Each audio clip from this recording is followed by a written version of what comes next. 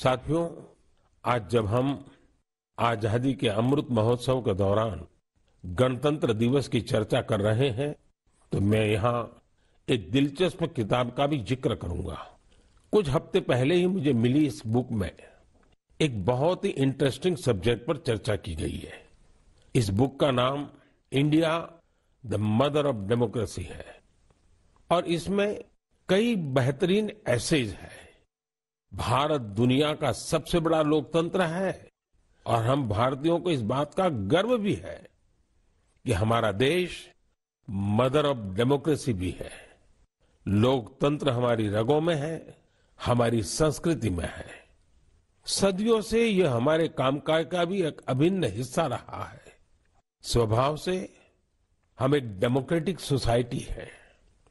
Doctor Ambedkar ने बौद्ध भिक्षु संघ की तुलना भारतीय संसद से की थी। उन्होंने उसे एक ऐसी संस्था बताया था जहां मोशंस, रिजोल्यूशंस, कोरम, वोटिंग और वोटों की गिनती के लिए कई नियम थे। बाबा साहब का मानना था कि भगवान बुद्ध को इसकी प्रेरणा उस समय की राजनीतिक व्यवस्थाओं से मिली होगी। तमिलनाडु में एक छोटा लेकिन चर्चित गांव है उतिर मेरूर। यहाँ 1100-1200 साल पहले का एक शिलालेख दुनिया भर को अचंभित करता है। यह शिलालेख एक मिनी कॉन्स्टिट्यूशन की तरह है।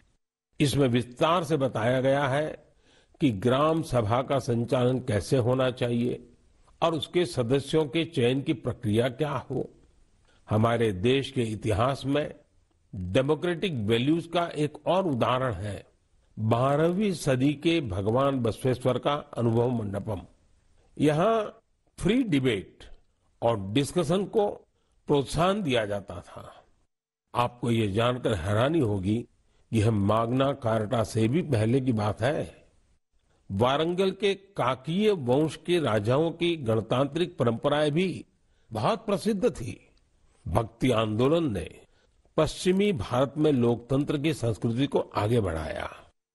बुक में सिख पंथ की लोकतांत्रिक भावना पर भी एक लेख को शामिल किया गया है, जो गुरु नानक देव जी के सर्वसम्मति से लिए गए निर्णयों पर प्रकाश डालता है। मध्य भारत की उरांव और मुंडा जनजातियों में कम्युनिटी ड्रिवन और कॉन्सेंसस ड्रिवन डिसीजन पर भी इस किताब में अच्छी जानकारी है। आप इस किताब को पढ़ने के बाद महसूस करेंगे कि कैसे देश के हर हिस्से में सदियों से लोकतंत्र की भावना प्रवाहित होती रही है। मदर ऑफ डेमोक्रेसी के रूप में हमें निरंतर इस विषय का गहन चिंतन भी करना चाहिए, चर्चा भी करना चाहिए और दुनिया को अवगत भी कराना चाहिए। इससे देश में लोकतंत्र की भावना और प्रगाढ़ होगी। मेरे प्यारे देशवासियों, अगर मैं आपसे पूछूं कि योग दिवस और हमारे विभिन्न तरह के मोटे अनाजों मिलेट्स में क्या कॉमन है, तो आप सोचेंगे ये भी क्या तुलना हुई। अगर मैं आपसे कहूं कि दोनों में काफी कुछ कॉमन है तो आप हैरान हो जाएंगे। दरअसल संयुक्त राष्ट्र ने इंटरनेशनल योगा डे और इंटरनेशनल ईयर ऑफ मिलेट्स दोनों का ही निर्णय भारत के प्रस्ताव के बाद लिया है। दूसरी बात ये कि योग भी स्वास्थ्य से जुड़ा है और मिलेट्स भी सेहत में महत्वपूर्ण भूमिका निभाता है। तीसरी बात और महत्वपूर्ण है, दोनों ही अभियानों में जन भागीदारी की वजह से क्रांति आ रही है।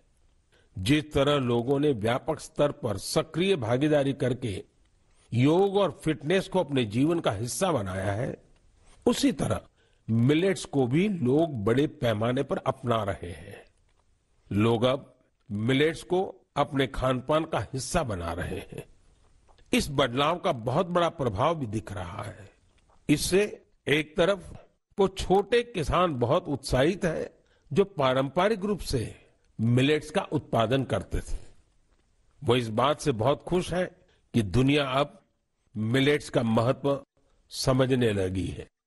दूसरी तरफ एफपीओ और एंटरप्रेन्योर्स ने मिलेट्स को बाजार तक पहुंचाने और उसे लोगों तक उपलब्ध कराने के प्रयास शुरू कर दिए हैं।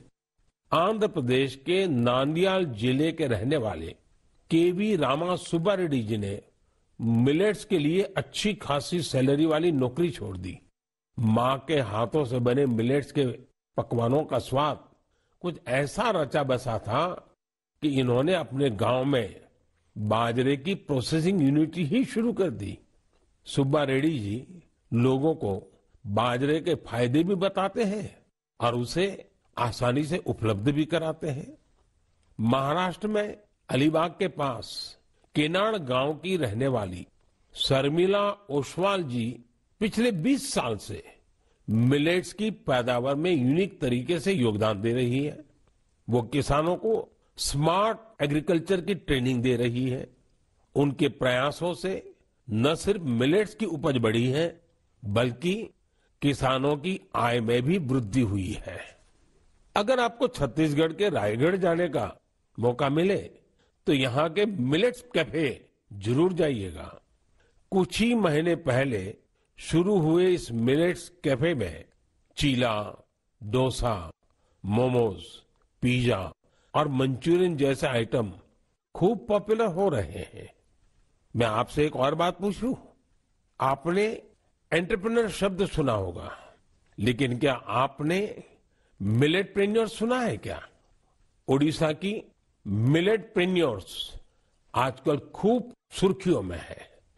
आदिवासी जिले सुंदरगढ़ की करीब 1,500 महिलाओं का self help group Odisha millets mission से जुड़ा हुआ है। यहाँ महिलाएं मिलेट से कुकीज, रसगुल्ला, गुलाब जामुन और केक तक बना रही है। बाजार में इनकी खूब डिमांड होने से महिलाओं की आमदनी भी बढ़ रही है। कर्नाटका के कलबुर्गी में Aland Bhutai Millets Farmers Producer Company ने पिछले साल Indian Institute of Millets Research की देखरेख में काम शुरू किया। यहाँ के खाकरा, बिस्कुट और लड्डू लोगों को भा रहे हैं। कर्नाटका के ही बीदर जिले में हुलसूर मिलेट प्रोड्यूसर कंपनी से जुड़ी महिलाएं मिलेट्स की खेती के साथ ही उसका आटा भी तैयार कर रही है। इससे इसकी कमाई भी काफी बढ़ रही है। प्राकृतिक खेती से जुड़े छत्तीसगढ़ के संदीप शर्मा जी के एफपीओ से आज 12 राज्यों के किसान जुड़े हैं। बिलासपुर का यह एफपीओ 8 प्रकार के मिलेट्स का आटा और उसके व्यंजन बना रहा है।